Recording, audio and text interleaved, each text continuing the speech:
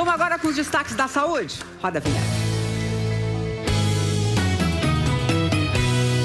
Doutora Thelminha, bom dia. Bom dia, Paty. Bom dia, gente. Vem cá, essa semana a Anvisa aprovou o uso da semaglutida, tem dificuldade de falar essa palavra, semaglutida, para reduzir o risco cardiovascular, né? É isso, Paty. A semaglutida é o princípio ativo de 2 canetas injetáveis para o tratamento do diabetes, mas que muitas pessoas usaram de forma popular também para perda de peso. Agora, os estudos mostraram que elas podem reduzir os riscos de problemas cardiovasculares, como o infarto e o AVC, que é o acidente vascular cerebral, lógico, quando acompanhadas de uma dieta com restrição de calorias e atividade física. E eu conversei mais sobre isso com o Dr. Bruno Halpner, que é presidente da Federação Mundial de Obesidade. Vamos ver.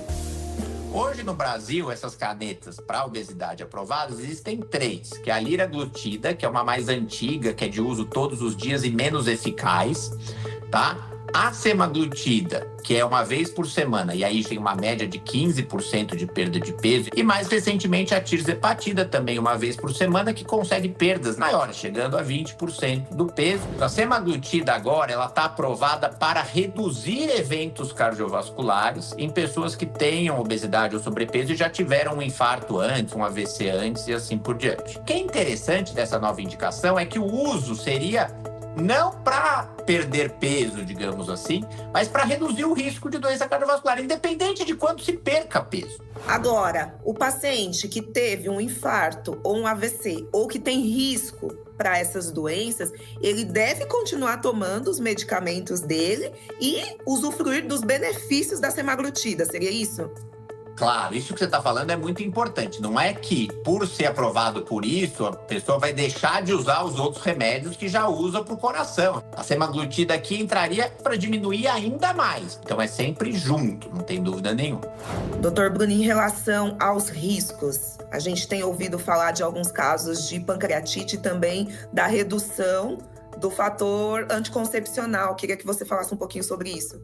A gente sabe que a perda de peso é um fator que melhora muito a fertilidade, né? Então, às vezes, o uso do anticoncepcional acabava sendo irregular ou algo nesse sentido, e isso aumentou, de fato, muito o número de gestações. Mas, em relação ao efeito anticoncepcional, hoje a recomendação é com a tirzepatida de usar métodos adicionais. Em relação à pancreatite? Se existir esse risco, ele é muito baixo. O que a gente sabe é que quando você perde muito peso, existe o aumento do risco de cálculo de vesícula biliar.